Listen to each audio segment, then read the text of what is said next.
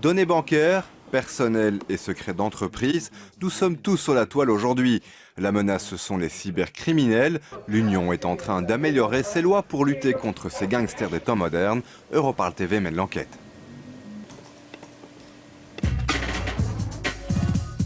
Prenons un vieux PC en état de marche, connectons-le sur Internet et infestons-le volontairement avec un virus informatique. C'est évidemment ce qu'il ne faut pas faire. Voyons maintenant le danger qu'encourt un internaute après l'infection. Le risque est énorme, surtout qu'on ne va pas tout de suite voir que l'ordinateur est infecté. Et donc, un petit programme qui s'est chargé sur votre ordinateur va permettre à un cybercriminel d'avoir accès à vos informations, PC banking, mot de passe, vos comptes, Internet, etc. et agir à votre place, à votre insu. La sécurité sur Internet est une priorité. Hacker ou en d'autres termes pirater un site est-il si facile? Nous avons effectué un test d'intrusion sur le site internet d'une PME belge. La société française SysDream, mandatée pour ce faire, est spécialisée en sécurité informatique. Elle emploie des hackers bienveillants et conseille les entreprises et les ministères publics. Le site, on peut dire que là, effectivement, on est mal protégé. Et là, on va dire là, c'est carrément une fuite d'informations qui aboutit en fait à une corruption totale. Donc de la base de données qui permet à l'attaquant à ce moment-là de récupérer des mots de passe et ainsi d'accéder à des services compromettants. On observe certaines vulnérabilités au niveau de ces formulaires. Donc là ici c'est un formulaire d'authentification. Donc via des outils automatisés, donc il nous a été possible effectivement de récupérer donc un dump complet donc de la base de données. D'accord, avec un utilisateur en particulier ici, son email, qui nous donnera accès, alors là ça c'est à moi ça,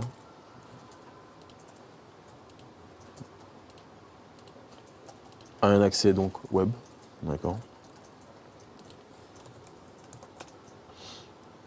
exact, et donc on a accès directement à sa messagerie. Le plus gros danger c'est de se faire voler des données concernant l'entreprise ou justement porter atteinte à l'image de l'entreprise, donc qui peut engendrer des baisses notables en bourse. On a pu le voir pour Sony par exemple.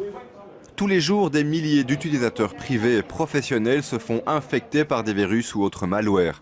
En ce moment, la cible préférée des cybercriminels sont les sites bancaires en ligne. Récemment, en Belgique, plusieurs sites bancaires online ont été piratés, entre autres via leurs utilisateurs. Des dizaines de milliers d'euros ont été détournés. On est en train de regarder tout le processus des cybercriminels, c'est-à-dire ils ont besoin des gens qui vont recevoir l'argent, donc on appelle ça les money mules. Et on va travailler sur ceux qui font le recrutement.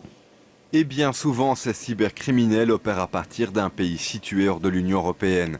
C'est ici qu'Europol intervient. Des dizaines de policiers venant de tous les pays aident et assistent les enquêteurs des États membres.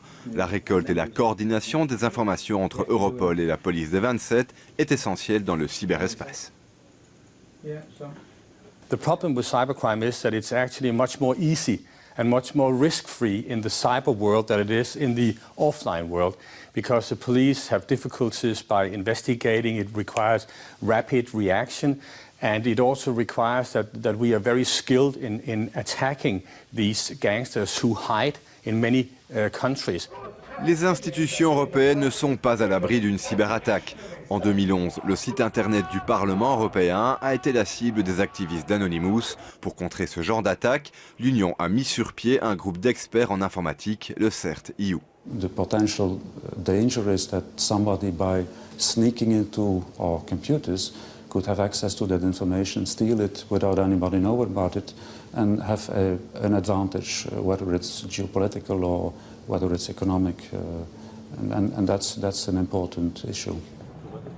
L'Union est en train d'améliorer ses lois sur la cybersécurité.